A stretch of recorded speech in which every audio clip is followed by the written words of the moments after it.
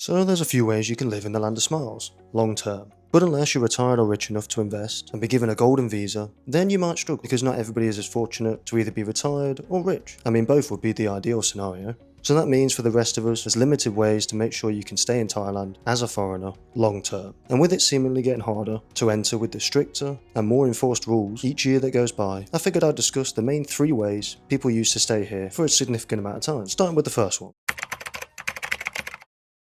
So the first way to live long term in Thailand is to be a student. In education, this is very popular with foreigners because while studying they can stay in the country. Many international students enroll in Thai universities, language schools, higher education programs and training or specialised programs, which makes them eligible to apply for the tourist visa. So you can study the Thai language, learn Thai cooking, or the most popular one you'll probably see is training Muay Thai. And being a student provides an opportunity to experience Thai culture, build friendships and explore the country over an extended period. For many people, studying in Thailand becomes a practical, enjoyable way to live in the country long term, while improving their education and personal development. But that doesn't mean this way doesn't get exploited, because there are some schools and programs that don't require a minimum attendance. So some foreigners will use this purely to stay in the country and not even attend one class. You can call this a loophole all you want. I call it a waste of money if anything. Just use another way of staying in the country, like the second option for example, which is... Now maybe you could call this the proper way, but some people choose to live long term in Thailand through the DTV, known as the Destination Thailand Visa. This visa is designed for remote workers, freelancers and digital nomads who want to stay in Thailand while working online for companies or clients outside the country. A DTV allows visitors to remain in Thailand for extended periods compared to regular tourist visas, making it a popular option for people who want a flexible lifestyle. With this 5-year visa you get 180 days per visit, so you will have to leave the country at least once per year, even if it's just a border run. Or if you have the money, you can have a perfectly timed holiday instead, which would be my suggestion. One of the many benefits of this visa, people can bring their spouse or children under 20 to stay and live with them under the same visa. So if you have a family, this would be the more preferred option for that reason alone. And these first 2 options are the correct paths.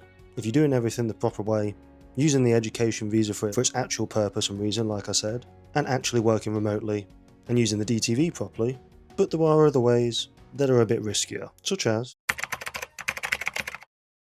Now the third and final way that people tend to use to stay in Thailand long term is the tourist one. But this is risky, and mostly I think it's a thing of the past. But some people are still trying to use it because it's free, requires no effort or pre-planning, and doesn't have any requirements when you go for the visa exemption anyway.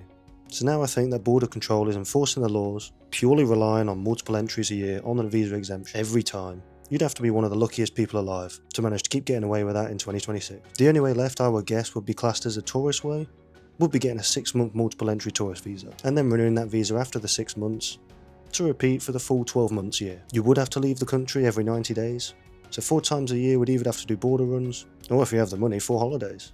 And I'm sure there's some people still trying to use this, and maybe using the visa exemption, and then switching to another visa.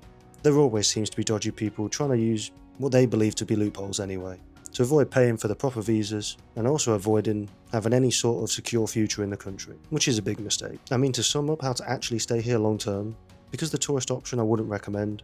It's not worth the risk, and if you don't get super lucky, then all your plans will have to change overnight. You need to have a purpose, either it be in education or working, but mostly working remotely is the only real option for most foreigners, unless you can get a job teaching English or can work in IT, because there are exceptions in that job field right now too. It's just the challenge of getting hired by a Thai company that is left, and that's a big one. But as I said, for most of you, you'll either have to already work remotely and get the DTV, or pay to learn Muay Thai, just like everybody else you see online living in Thailand.